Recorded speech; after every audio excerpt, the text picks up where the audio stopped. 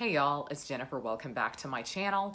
Today I am coming to you with my May wrap-up, and as you might can see from the thumbnail of this video, I read quite a few books. I'm proud of myself, and I don't want to say I'm out of my slump, but I'm feeling good, and I think I'm getting back into a healthier relationship with reading, which is very, very important. I think I realize now what put me in the slump was treating reading as a second job and as an obligation. And so part of this slump has just been me feeling guilty that I haven't been reading. And some of it too is that I want to read, but nothing is good. As a lot of y'all have told me, oh, if I don't feel like reading, I just don't do it. But I actually feel like reading and I just don't enjoy anything, but I know I would enjoy the book were I to pick it up at a different time. And so that's been very hard. So I've been trying to navigate that. And I think maybe I'm getting to a good place with it. And so I read quite a few books this month, and a lot of them were really silly. And thank you if you are going to bear with me through this very, very silly wrap up. But I did go on vacation, so I had a little bit of extra reading time in there, and I'm currently in the middle of a couple of books, and so maybe actually I'll start with those since I don't have very much to say. I'm currently in the middle of Prairie Fires by Fraser, and this is a biography of Laura Ingalls Wilder. As you can see, I'm tabbing this. This is a really, really interesting nonfiction, and there's something compulsively readable about it to be a nonfiction, but I started reading it a couple of weeks ago, and I'm still only 100 pages in. It's not really a book that I find myself wanting to read for enjoyment, if that makes sense, because there's a lot of heavy stuff going on in this book and a lot of stuff that I knew nothing about. And so part of it is I feel like I need to be taking notes, like I really need to be processing everything that is happening, but also it's telling you a lot of really depressing information. I wouldn't say that I know nothing about life on the frontier in the 1800s, but I apparently didn't know nearly as much as what I thought. And this has just been very, very interesting. It's interesting to contextualize wider things that were going on in the nation politically, culturally on the frontier, just wider movements and wider historical events, to contextualize that by looking at it through the lens of this particular family. And I think that's very, very smart, because it means that this book is not only a biography of Laura Ingalls Wilder, but it is also a very useful nonfiction in learning about the West. For example, one of the things I've learned about in here was about the largest swarm of locusts that ever occurred. It happened in the 1800s here in America, and apparently the swarm of locusts could have covered the entirety of California. And it ruined so many crops and people's livelihoods. People were just walking around town with locusts on them. A wool was being eaten off of sheep as they wandered in the fields. I mean, this was horrifying to me, really horrifying to read about. And so that's just one instance of something that I knew literally nothing about. This is so fascinating. It's just very heavy. So when I'm stealing reading time here and there, this is one that I pick up, but if I want to read for a long period of time, this is not the one that I have been gravitating towards, but it's very, very good. I can see why this won the Pulitzer, and I can see why everyone has recommended it. I am also currently in the middle of one of my most anticipated reads of the year, All the Seas of the World by Gavriel, who is, I'm gonna say it, my favorite adult fantasy author. I love him. I adore him. And this is my third book by him, and I tend to give authors 3 times before I elevate them to the status of favorite. But I'm only 100 pages into this as well, but my gosh, this is phenomenal. I don't understand why he hasn't won more awards. Maybe he's won more than what I think, but this man is doing something that I have never seen done before. Truly, he is so talented. I really just love his writing, and I think he must be interested in the same things that I am, and that's why I gravitate towards his books. His books are fantasy, but they're kind of historical fantasy. They take place in a fantasy world, but it's clearly meant to be our world. This, though, I will say, if you thought about trying Guy Gavriel K and you wanted to start with his newest one, don't do that.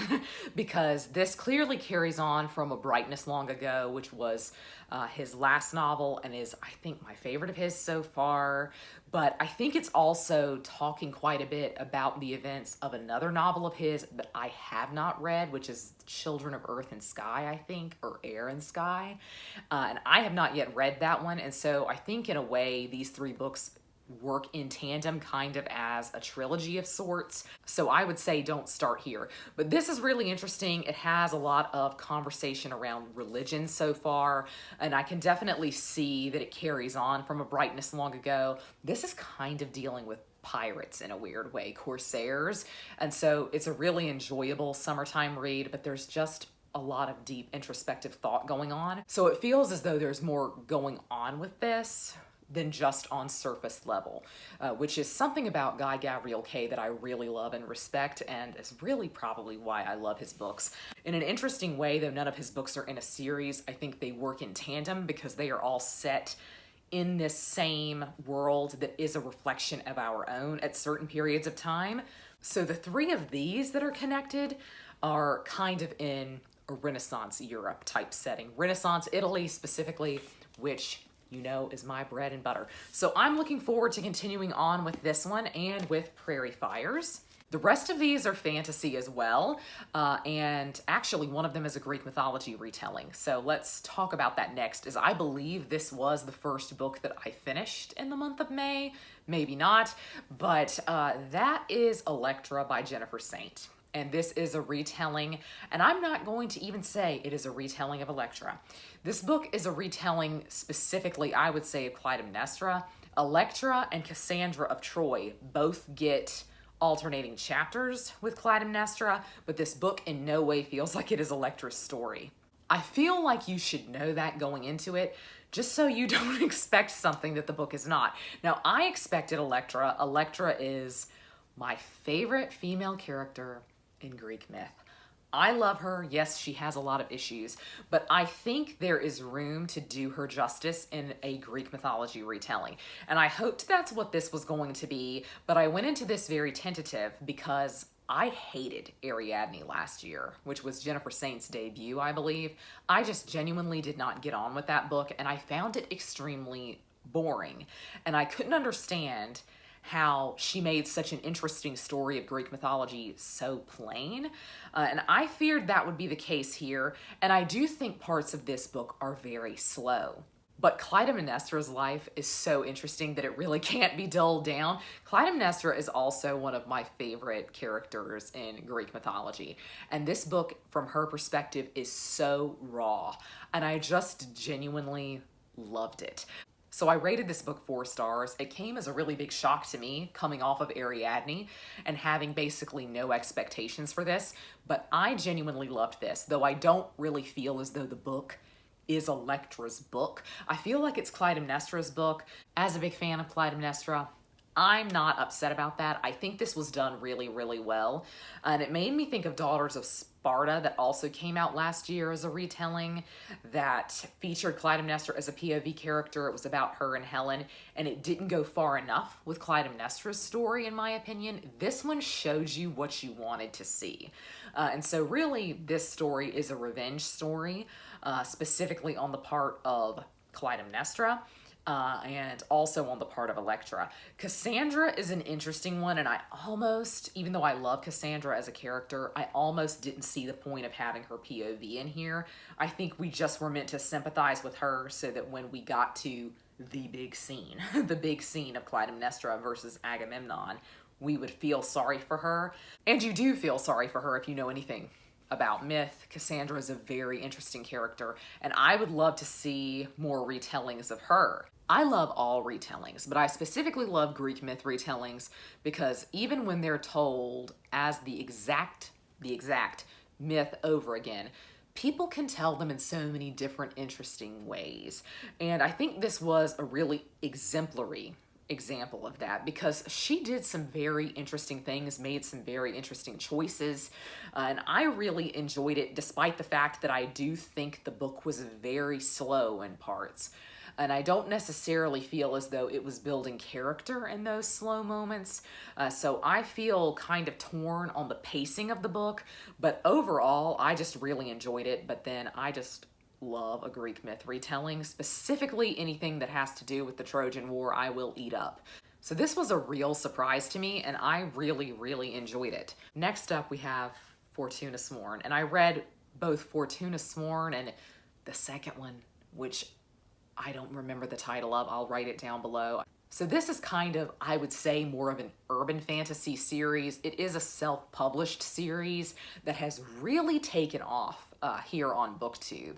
And BookTube is the entire reason that I knew anything about it, but it is Fae Romance. It does semi-take place in our world, which is why I would say it's urban fantasy, but it's a very, very interesting series. And speaking of things that are compulsively readable, this series is something that you just don't want to put down. Like, I really right now want to pick up the third book. And there's something about it, even though the books are definitely getting bigger, they don't feel very long at all. This is a Fae Romance series, and it's about a girl named Fortuna who is something called a nightmare, which means she can make you experience your worst fears. And in the first book, her brother has been missing for quite some time, and so she kind of teams up with a high fae to figure out what's going on, and things kick off from there. And I really wanted, in the first book, I was dying, literally dying for a love triangle. And the second book kind of giving me that, kind of gave me that. And I feel like as the series goes on, weirdly enough, that this is going to be something that really gets better as time goes on. I feel like even just in 2 books, I can tell how much the author grew and how much her skills improved, because there was just something to the second book that the first one didn't have. Now, I'm a sucker for a Fae romance. I will literally read all of them, any of them. Just tell me it is about romance with the high Fae, and I'll pick it up and I'll read it, and I'll probably enjoy it. That's the sad thing. I really rarely read a Fae romance that I didn't enjoy, at least on some level. I don't think this is the best of them, but I think it's very creative for what it is. I think it's doing something very new with the genre of Fae romance or fantasy romance. The romance, though, is secondary to the plot, which is what I really like in a Fae romance book. I like there to be some plot, something to figure out. And in this series specifically, I really think there's a lot going on that you as the reader are trying to follow along with. And I also don't think it's very clear who she would end up with as the protagonist, which I really like. And I know a lot of people, when they read romance, want to know the HEA, the happily ever after. They want to know that the couple that is there in the beginning is the couple that will be there at the end. Not me. I actually want you to switch game me and bring in somebody else maybe halfway through the series. And that's kind of why I like Sarah J. Maas, I've just discovered.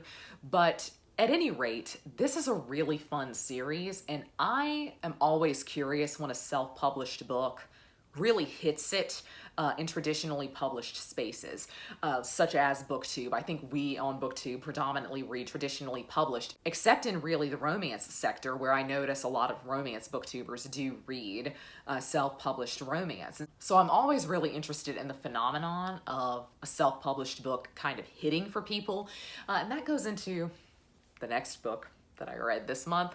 I'm embarrassed by this, and I literally almost was not going to tell y'all I read it. I was not going to post it on Goodreads, but I started The Ice Planet Barbarians by Ruby Dixon. I know, and I know you're all sitting there and you're saying, Jenny, who are you? What have you done with the real Jennifer? I don't know. You know something? You want to know something? I rated this 4 stars. I loved it.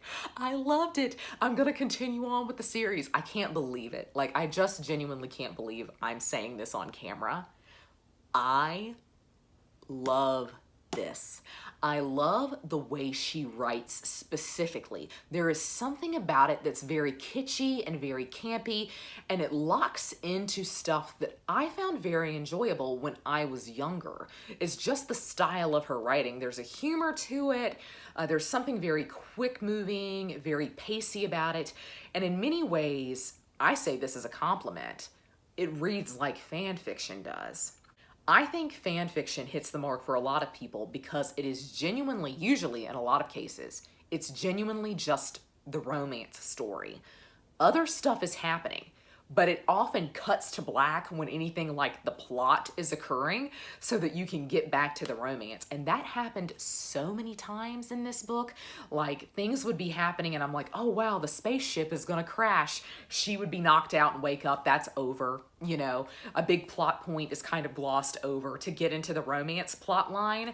And there's something about that that's just very fun and very refreshing to me. And had you told me 2 years ago when I first heard about this that I would pick this book up and enjoy it, I would have laughed in your face.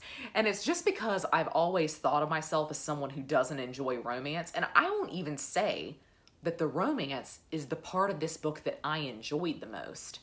There was just something about her writing. Like, I did enjoy the romance, and I really enjoy the characters, and I think there's something to the characters that makes me want to continue on, and there's a lot of humor in it. One thing I will say about this, if you're curious about it and you've ever wanted to try to read it, I think people on BookTube throw the word smut around quite a bit. And often I think it doesn't apply to the books that people are talking about, because I remember people will say that Sarah J. Maas is smut. And a couple of her books are. Absolutely they are. But the ones that I saw it about would be books where the couple had sex one time, maybe twice. That's not smut. That's like the culmination of a romance arc in a story. This book is smut. This book is smut. And so if you're not into that, don't pick this up and do not pick this up. I don't know that I'm into it, but there's something about her writing. I just found like I was having so much fun reading this. And I don't know when the last time was that I was reading a book and I just said, wow, this was fun. What a ride this was. And so there's something here. I can see why this one broke out. It's been interesting reading this and Fortuna Sworn this month and trying to kind of figure out what it is about these particular series that really hit for people. And this one definitely, there's something unique about. Now, I'm not very well read in the fantasy romance or sci-fi romance genre, but I can definitely see that I think there is a voice to Ruby Dixon. I think her voice is very present on the page, and I think people must connect with that. So this was a shock to me. And I'm kind of embarrassed I read it, and I'm kind of embarrassed that I'm telling y'all about it, but I enjoyed this, and I will be reading the others. Next, when I was at the beach, I read the entire Carabao Trilogy. So I read Caraval, I read Legendary, and I read Finale. And I love this series. I would say in general, this series got a full 5 stars from me. Like, all things considered, the entire trilogy, I would give the entire trilogy 5 stars. But this first book is the weakest. It is Stephanie Garber's first novel. This was her debut. And I remember when this came out, I feel like it was 2017 because I looked it up and it seems like it was a longer time ago than what I thought. But I remember when this book came out, there was a lot of hype around it. There was that book festival that always used to happen in May in New York, and people were dying, just dying to get arcs of this one year. The way this book was sold was so interesting. And in general, the tone of this book, the theme of this book, the plot of this book bear such little resemblance to the rest of the trilogy, in my opinion. It's just a very interesting case where I definitely think the world grew for her as the author in a way that she probably did not expect. And maybe this book did far better than what she expected. And so she decided to write a trilogy rather than just wrap it up here or write a duology. So this first book is kind of like a magical game. It is set in a fantasy version of Venice. during kind of a fantasy version of Carnival. This follows our main character, Scarlet, who I like fine, but she's just a little bit bland. And I like the romantic hero of this book, Julian. I really, really like him. But this is the book of the series that I think is quite generally the weakest. And I actually don't think it gives you a real indication of what Stephanie Garber is doing currently, because she's written a spin-off series set in the same world called Once Upon a Broken Heart, which I loved. And so I went into this expecting that same charm and whimsy, and there's definitely some of that there, but this book is really concerned with the game element, and I kind of like books with games. So there was just something very enjoyable about this, but it was improved on in the second book. This book I gave 5 stars. It follows Scarlet's sister, Donatella, who I kind of had some issues with, but ultimately I don't care. And she got entangled in a love triangle between the leader of Caraval, basically the ringleader of the circus, named Legend, and a guy who was called the Prince of Hearts, who was cursed to be in a tarot card, essentially. And when I say trapped in a card, there are a bunch of immortal beings that were essentially trapped in a deck of playing cards or a deck of tarot cards, and they're all getting released in this book and the last book, which tonally sounds like an entirely different plot from the plot of Caraval, which is a game that you're trying to figure out. And I feel like it's just weird to have connected these into one series. I feel like Legendary and Finale wanted to be something different to Caraval, and Finale suffered for that. Finale combined the perspectives of the sisters, and I really think it was a weaker book for that because we didn't need Scarlet's perspective anymore. More was going on with her sister Donatella, who was the star of the second book. That was still the more interesting plot line, but I guess Stephanie Garber felt like, oh, this is a trilogy. Scarlet was the main character of the first book. I need to wrap up her storyline. When in truth, her storyline was wrapped up there in the first book. So this was a weird one.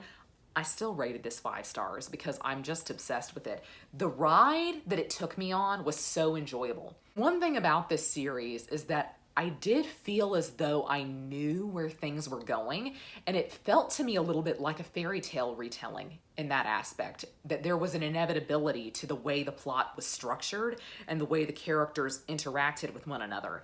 And that was really fun to me. I loved the fact that I could predict some of where this series was going. There was just something so smart about it and so whimsical. I just want to be in this world. I want to move to this world, and I want to marry Jax, who was the immortal being trapped in a card, obsessed with him. He's called the Prince of Hearts because he could literally kill you with a kiss, but, you know, a chance I might be willing to take in a fictional fantasy world, you know? So I loved these. These are definitely going on my favorites of the year, and I just love Stephanie Garber's writing. I think she must be a fantasy author who is interested in the same things I am, akin to Guy Gavriel Kay. Guy Gavriel Kay is into the same history that I am, but Stephanie Garber is into fairy tales. And I just love this. This felt like a new fairy tale to me. And there's a real ageless or timeless quality to this that makes it feel very special to me. This feels very special to me in the realm of YA. And I think it's interesting that I never heard much else about the other 2 books in the series because Caraval had such intense hype. And I think a lot of readers felt like it didn't live up to the hype, but the other 2 books are so different, and different in a good way. If you've read Caraval and you didn't like it, carry on. Try the other 2 books in the series, and definitely read this series before you read Once Upon a Broken Heart, because that spoils some pretty big plot elements for you. Last but not least, I read The Wolf and the Woodsman in terms of books I've finished. I did DNF a few others, and I'm currently in the middle of those first 2. But the last book that I finished in May was The Wolf and the Woodsman. And this was a big disappointment to me. I really thought I was going to truly love this, and I just did not. This was a bizarre book. I think I mentioned it in my reading vlog, but there was something about this book that was just very strange. And I think tonally, it went for something very specific. It had an aesthetic and it had an atmosphere that I really jive with and that I'm really interested in. For me, it was the characters and the plot that was weird. I don't know if the book wanted to be a journey story, because I think it was set up to be like that. I don't know if the book wanted to be political. I don't know if the book really wanted there to be a big romance component to it. It was everything in one, but not juggled in the best way. I felt like some elements definitely were skimmed over for others, and thus it made a lot of the book feel clunky to me. And this book is about a girl who's kind of a pagan, and she, through circumstances, winds up having to team up with a woodsman who is kind of a religious zealot of this world. And so there was the opportunity for some interesting discussion around religion that did happen, but it happened in such a blatant way, it felt like she just smacked me over the head with it. So there were a lot of aspects of this book that to me felt very, very clunky, let's say, and very heavy-handed. And other elements just didn't feel executed the best. So this was a pretty big disappointment to me. But I am looking forward to the month of June. I'm looking forward to finishing the 2 books that I am in the middle of, and I'm really looking forward to getting started on Ancient Sutton, which is upon us. But I would love to know if you have read any of these. I would love to know what you read in the month of May, but that's going to be all for me today. So I hope you're all having a great week. Happy reading. Goodbye.